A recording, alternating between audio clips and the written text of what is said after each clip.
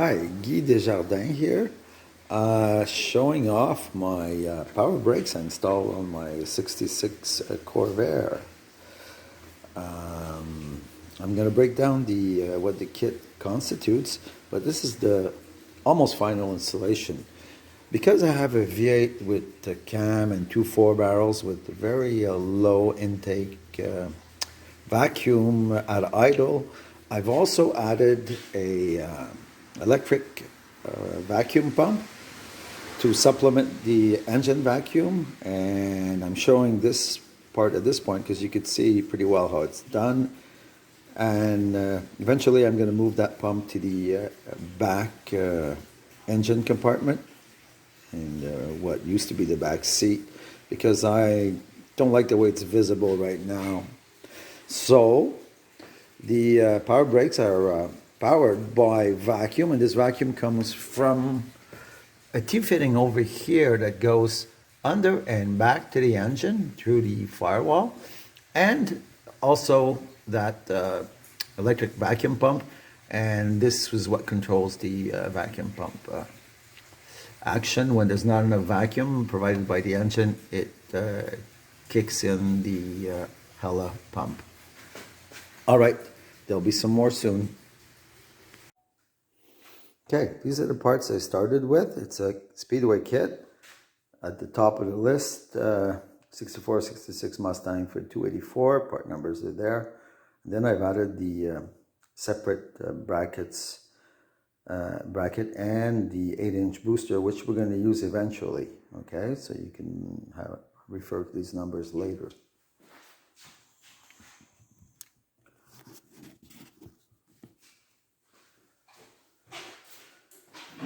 Okay, so I went into the Speedway website, found that kit for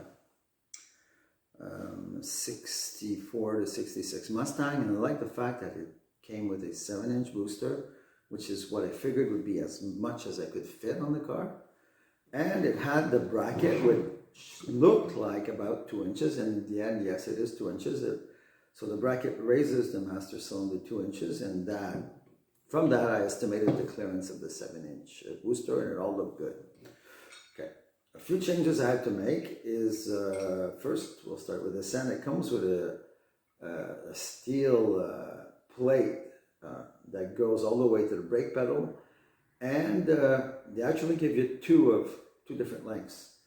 And I drew the line. Up here is where I cut and made an indentation and cut again. And at that spot, I fitted our threaded rod that we have, that's used as a push rod from the pedal. And I ended up with something like this, which is our fitting at the back, our threaded rod, my horrible weld, and the speedway part. So you can make it 6 inches long, thread it all the way inside, and then you'll see you'll have a whole bunch of threads here, so there's a lot of adjustments still, and it's set at 5 1/4 center to center, and that's what fits best with what I ended up as a final setup. Okay,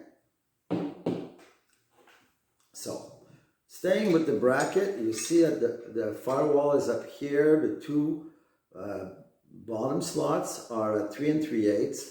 So this is the factory GM, is great, fits well.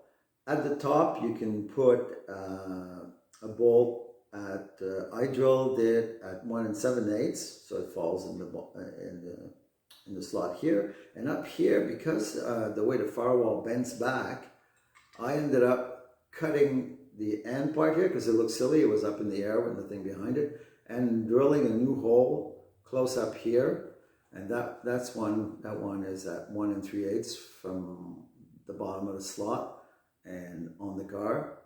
So doing that, I could put the 4 bolts on, and it works well. And behind this room, it's not too much of a headache. So that's what I had to do for the bracket. This will work on basically any Corvair. My master cylinder is hydraulic and it's next to it, but that's just the way, another part of the car, it's not related. And I hope you can use it with any master cylinder that you're using now and just adding these two parts.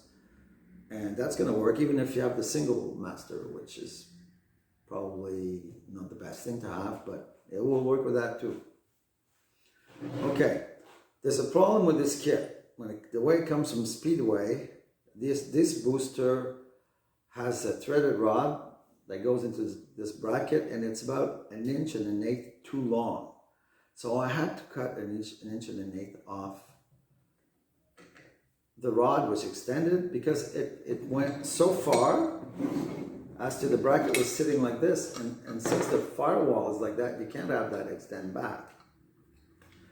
So barely fit.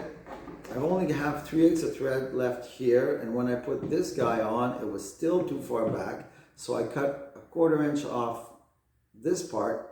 And then I'm relying on 3/8 thread here and 3/8 thread there, and that works. Okay. So I wrote and phoned Speedway about it, and the guy says that can't be. These parts aren't made to fit. And he double checked it, and he came back. He phoned me back, and he told me, "You're absolutely right. The parts aren't really compatible without a lot of cutting." So I said, "Well, I'm not happy with this. Give me a deal." The guy knocked $60 off the price, and since I already had it cut, I was gonna use it anyways. But with the money off, I figured, yeah, well, cool. At least they took care of me in that way. So I used the 7-inch booster. What they did after that is they, for the future buyers of this kit, they added a note in the description saying that for fitment, you may have to cut threaded rod. You may not be able to reuse the booth. You may not be able to use this goes on the firewall, and normally the flat rod would come out of there, but that's not what we have. So they simply added the note that all these things have to be done. So now there's no more $60 off if you buy it because you've been forewarned. There you go. So I don't use this. I just made just a little rubber piece that seals between the bracket and the firewall. And this will actually work. You can reuse it if you do it in the right sequence, and you put your threaded rod after. I drove the car like this for a month, and it was okay, but the pedal was still hard. I wasn't getting the amount of assist I expected. It didn't feel like a normal car. So I decided to go out and get, First thing I realized, it's about 3/4 inch clearance underneath it. I needed the bracket and to install all that to verify how it fit. And since it's 3/4 inch room under it, and on 1 inch bigger, it's 1/2 inch at the top and 1/2 inch at the bottom. So that means an 8 inch will fit. So out goes this guy. In goes this guy. So if you notice, the other one only has one chamber. It's a 7-inch single booster. This one has 2 chambers. It's that extension you see. So it's a dual booster, and it's an 8 inch. So I put that on the car, and that gave me the type of pedal you get on a normal car. So I'm very satisfied with it, and that's what I'm going to run from now on. I didn't mind purchasing the other kit because I had to start somewhere, but it's $94 for this one. So I went out and got it, and I'm very happy with the way the car is now.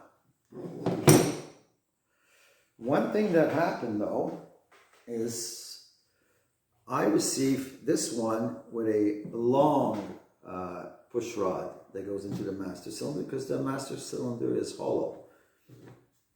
This one it came over here with a very short one. So if you bought this in the bracket, you're going to get the wrong push rod. So you have to talk to the experts at Speedway.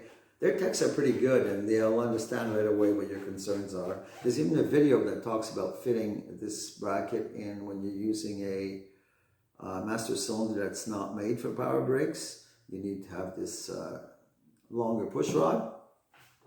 So watch their videos that they have on their website, and then talk to the guy, and you'll be able to make sure that you get this.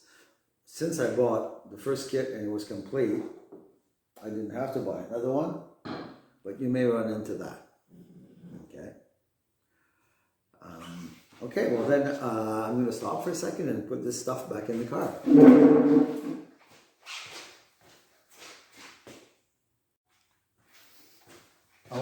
One thing I forgot to mention, with the new booster, this threaded rod, I only had to cut 3/4 inch off it, and it's threaded much longer, so you don't have to modify this piece and make it shorter anymore. It works, but you can leave the full thread. And on the 8-inch booster, it's only 3/4 inch that you cut. And there you go. So at least this part's going to be a little more sturdy. Hi, from under the dash. First thing I did, even before trying to assemble anything, is to drill a 3/4 inch hole in the bracket here so I could push my pin in from this side and not have to lift it up as a part of the pedal assembly. Okay, it's possible to put the clip back here with needle nose pliers. I'm not saying it's easy, but it's doable. And underneath here you could see there's the horrible weld and at least the Corvair part turning into the Mustang part.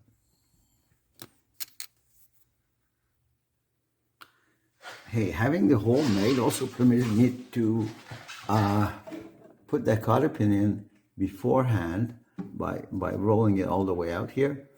So, because it's kind of hard to do a nice job if you're gonna pin it back first, then put this bracket on, then you can all assemble it piece by piece, I guess, and end up doing it that way, putting this piece last after you do your cotter pin. Anyways, that's what it looks like. As you see, the bolts on this side is lower, and it clears you don't really notice the round part anymore. All right, that's part one.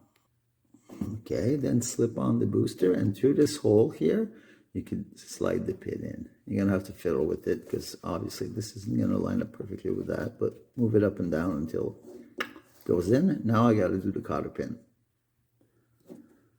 Okay, cotter pin's on. 4 nuts, 13 millimeter. What can you do? They mix metric and standard. And one thing I have forgotten to mention is you need something to power the power brakes.